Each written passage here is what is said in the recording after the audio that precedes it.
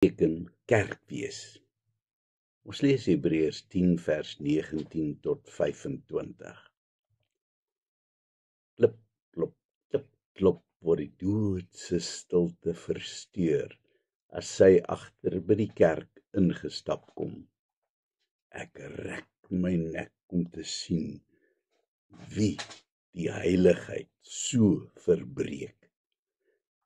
Sy het 'n blink nuwe paar hoëhakskoene aan, wat duidelik 'n nommer te groot is, en 'n hoed met plastiek blommetjies op. Kyk voor jou, sis ma, as sy my in die ribbes pomp. Wanneer die tannie gaan sit, kraak die kerkbank en 'n paar koppe word gestuurd in haar rigting gedraai. Dan stilte. Heilige, voelbare, ongemaklike stilte. 'n Ou oomie kug en die klank weer galm deur die kerkgebou. Uiteindelik perfek gesinkroniseerd, presies op die sekonde 9:00 gaan die konsistoriedeure oop. Die kerkklok lui 2 maal en soos een man staan die gemeente op, terwyl die ouderlinge en die jakens stywe nek en met stroewe gesigte ingestap kom en hulle spesiale banke kerkstelling inneem. Here Jesus, ons is saam, hier op u bevel vergader, sing almal outomaties, as oom Fred Geyser die orgel met volle oorgawe laat bewe. Ek verwonder my aan al die oomies wat presies eenders aangetrek is. Swart manelpakke en spierwit dasse, nes pikkewyne. Dan volg die rituele van wet en geloofsbelijdenis en opstaan en sit en opstaan en sit, en ek weet nooit wanneer my oë moet toehou en wanneer ek mag kyk nie. Soms loer ek maar wat die groot mense doen en dan maak ek ook maar so. Van die preek verstaan ek geen kop of stert nie, want die dominee praat in 'n verhewe taal met so 'n heilige klank, selfs aan doodgewone woorde wat hy sê. En wanneer hy die woord soos Mesopotamie sê, dan is dit so mooi uitgerek en dan klink dit so heilig. Die diens is bitter lank en die kerkbank pynlik hard en al die mense so verskriklik nors. En ek wens dit was al verby. Dankie tog dat daardie manier van kerkhou lankal finaal verby is. Oor 'n aantal jare het daar 'n wonderlike vernuwing in die kerk gekom en die stywe, ongenaakbare atmosfeer het totaal verdwyn.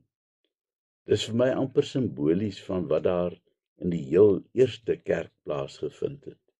Die ou Jode het slegs in die tempel in Jerusalem aanbid.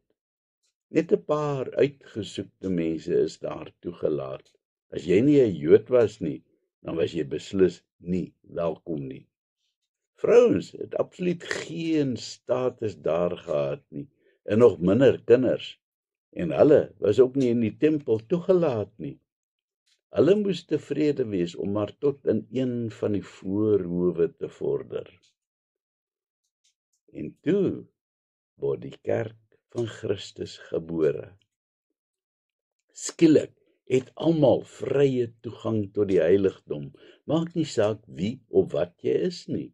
En boonop hoef jy nou nie meer na Jerusalem se tempel toe te gaan nie, maar enige plek waar mense bymekaar kom kan, is goed genoeg. Selfs onder 'n boom. Die dag toe Jesus aan die kruis gesterf het en die voorhangsel in die tempel geskeur het, is die gordyn wat God van die mense geskei het, simbolies weggeskeur.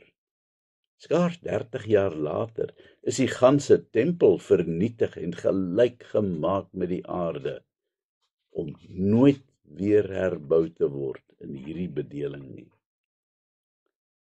Die vraag is vanoggend, wat kerk vandag vir ons beteken?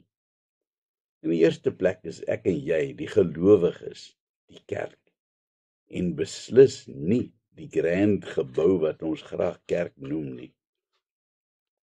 Dikwels wil mense nog probeer om daardie gebou heilig te verklaar, maar die feit is dat dit maar net 'n gebou is. Wat wel van uiterste belang is dat die lidmate van die gemeente op 'n gereelde basis bymekaar moet kom. Ons moenie van die samekomste van die gemeente af wegbly, soos party se gewoonte is nie, pleit die Hebreërs skrywer. As 'n gemeente vandag baie gelukkig is, sal daar dalk 40% van die lidmate op 'n Sondag by die erediens uitkom. 20% gaan waarskynlik nooit ooit in 'n erediens kom nie. Was jy Sondag deel van die samekoms van jou gemeente? Waarom is dit so belangrik dat jy by die gereelde samekomste van die gemeente betrokke raak? Waarom is dit dat die skrywer vra dat gemeentelede mekaar moet aanmoedig om te kom deelneem? Is dit vandag nog relevant in ons moderne samelewing? Kan jy nie maar net 'n kerkdiens op TV kyk nie? In die eerste plek is dit die geleentheid waar jou geloof versterk word op verskillende maniere. Die doop en nagmaal is byvoorbeeld tasbare dinge wat jou herinner aan Jesus se verlossingswerk. Die woordverkondiging is 'n uiters belangrike deel van die byeenkoms, want hier hoor jy wat God se wil is vir jou lewe. Dikwels moet daar hard met jou gepraat word, ander kere vind jy troos en krag om weer die lewe in die oë te kan kyk. Die samekomste het egter ook 'n ander, baie belangrike funksie. Dit bring gelowiges bymekaar. Mense wat hulle laste met mekaar kan deel. Deur mekaar se laste te help dra, genesende woorde te sê, mekaar se blydskap en vreugde te deel, trane af te droog, hande te vat, so word die koninkryk van God opgebou. Elke gemeente moet so kerk wees dat mense kan hande vat, medelee kan hê en mekaar se swaar kry kan deel. Die stroewe atmosfeer voor die erediens soos van wel eer het mens laat dink aan 'n dooie kerk, waar die kerkgebou belangriker is as die mense.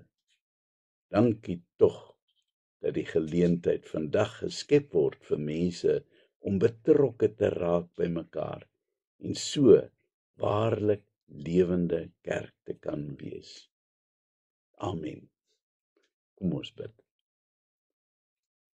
Here, baie dankie dat ek vandag deel kan wees van 'n gemeente wat lewe en waar mense mekaar vir mekaar omgee. Amen.